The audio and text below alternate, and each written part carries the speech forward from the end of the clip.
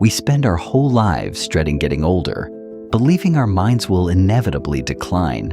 But the actual psychology of aging reveals a completely different story. In this ultimate guide, we are breaking down exactly what happens to your brain, your memory, and your emotional well-being as the decades pass. Here's what almost nobody tells you. The fear of the aging mind is built on a story that turns out to be mostly wrong. Yes, some things change, but the brain doesn't simply run down like an old battery. It reorganizes. It shifts what it's good at, and in some of the ways that matter most to a happy life, it actually gets stronger. Before we go further, one quick thing. This is an educational channel, not medical advice. If you're ever worried about your own memory or mood, talk to your doctor. What we're doing here is helping you understand the science, so the changes ahead feel less like a threat and more like a map. Over the next few minutes, we'll cover 4 things: what the psychology of aging actually is, how memory changes as we age, and which parts stay sharp, the real benefits of aging that the research keeps confirming, and finally, the strangest finding of all, the paradox of aging, the reason so many people get happier after 60. Stay to the end for that one, because it rewrites everything we assume about growing old. So let's start with the big picture. The psychology of aging is the study of how our thinking, our memory, and our emotions develop across the second half of life. And the first surprise is that aging isn't one single process. It's many moving at different speeds in different directions. Psychologists split our mental horsepower into 2 broad kinds. The first is sometimes called fluid ability. That's raw processing speed, the quickness of juggling new information in the moment, solving an unfamiliar puzzle on the spot. This kind of speed quietly peaks earlier than most people imagine, and then eases off gradually across adulthood. That's why a name can sit on the tip of your tongue, or why a noisy room makes it harder to follow a conversation. It's not failure, it's the engine idling a little lower. But here's the part the gloomy story leaves out. There's a second kind of ability, and it moves the opposite way. It's called crystallized knowledge. That's your vocabulary, your accumulated facts, your hard-won understanding of how people and the world actually work. And that doesn't fade in healthy aging. It holds steady and often keeps climbing well into your 60s and 70s. Think about what that means. By the time someone reaches their 60s, they have often logged tens of thousands of hours inside their job, their relationships, their craft. The brain trades a little raw speed for a deep, searchable library of experience. A younger mind might compute faster. An older mind frequently knows which computation even matters. That trade-off has a name in everyday language. We call it wisdom, and it turns out wisdom has real cognitive machinery underneath it. So the frame for this whole video is simple. Aging isn't the mind failing. It's the mind changing its priorities. Hold on to that, because it explains everything that follows. Now to the fear that sits at the center of all of this, memory. Let's talk honestly about how memory changes as we age, because this is where most of the unnecessary panic lives. First, the reassuring truth.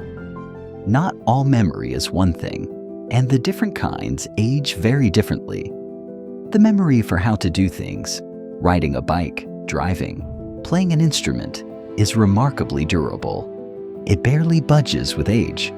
The memory for meanings and facts, what a word means, who a historical figure was, stays strong too, and your store of it is usually larger than ever.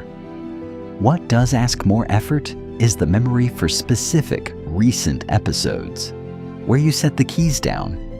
the name of someone you met once at a party, why you walked into the room. This kind of recall gets slower and a little less reliable, partly because that early warning speed we talked about has eased off, and partly because an older brain is filtering a far busier life. And this is the distinction worth tattooing on your mind. Forgetting where you parked is normal aging. Forgetting that you drove is not. Occasionally blinking on a name and recovering it an hour later, completely normal. The kind of change that disrupts daily life, repeats itself, and gets noticed by the people around you. That's worth a conversation with a doctor. Normal forgetting is an annoyance.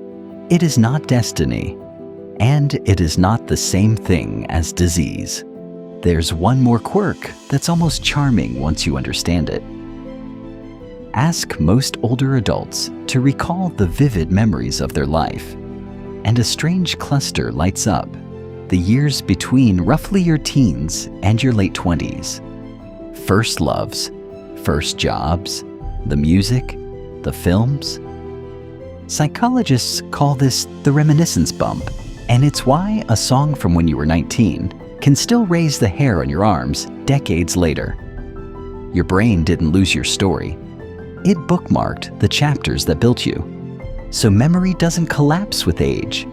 It reshapes.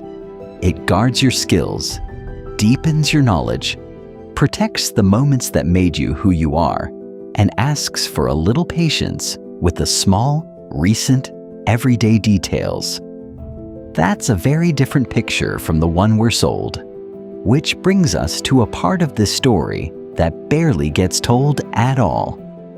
The benefits of aging, not the consolation prize version, the genuine, measured advantages that researchers keep finding when they actually study older minds instead of assuming the worst.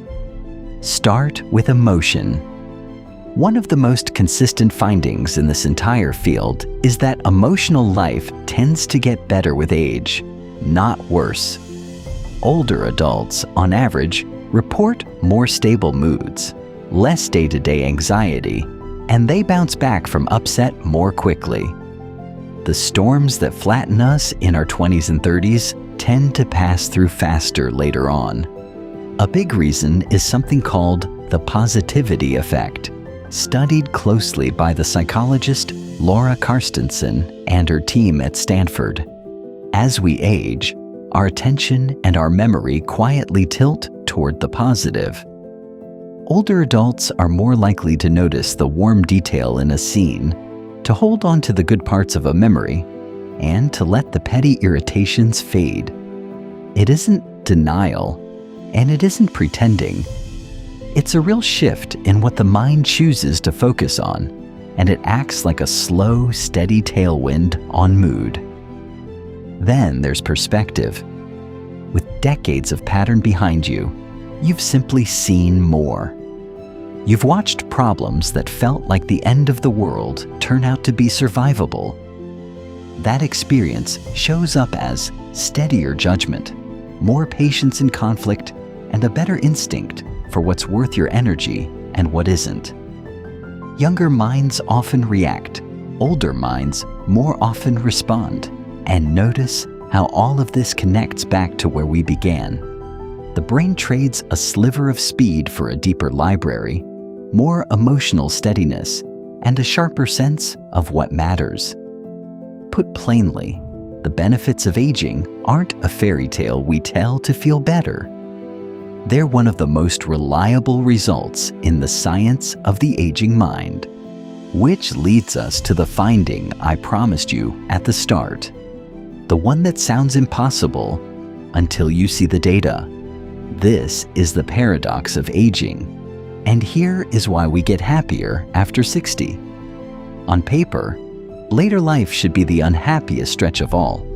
The body slows, friends and routines change. Society practically whispers that your best years are behind you. And yet, when researchers measure how people actually feel, they find the opposite. Life satisfaction follows a striking shape across the lifespan. It's high in youth, then it sags through the middle years, bottoming out for many people somewhere around their late 40s. And then, instead of falling off a cliff, it climbs. People in their 60s and 70s often report some of the highest well-being of their entire lives. So what explains it? The most compelling answer comes back again to Carstensen in an idea called socio-emotional selectivity theory. Stay with me, because it's beautifully simple. When we're young, time feels endless, so we chase information, novelty, and the bigger network, getting ready for a long future.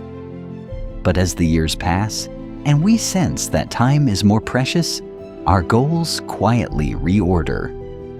We stop spending energy on what doesn't matter. We invest in the handful of people we love.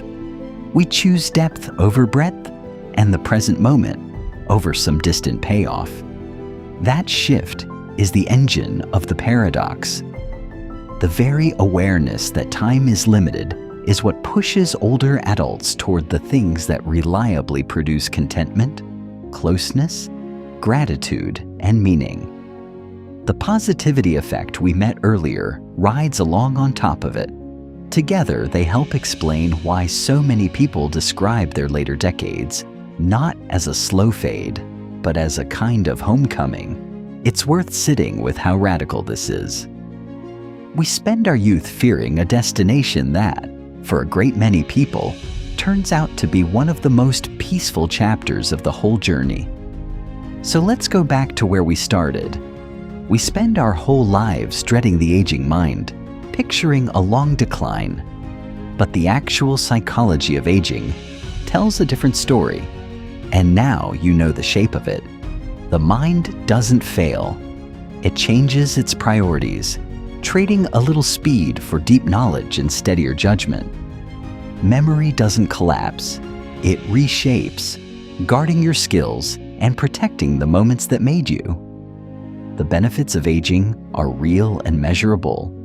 More emotional stability, more perspective, a mind that tilts toward the good. And the paradox of aging is the quiet reward at the end of it, the reason happiness so often climbs after 60. None of this means the years ahead are effortless, but it does mean the fear was aimed at the wrong target. Growing older isn't the mind winding down. For most of us, it's the mind finally figuring out what it was for. If this changed how you see your own next chapter, tell me one thing in the comments. What's something you understand now that your younger self couldn't? I read them. And if you want the deeper dive, watch our breakdown of the U-curve of happiness next, where we unpack exactly why your 40s feel so heavy and why what comes after is so much lighter.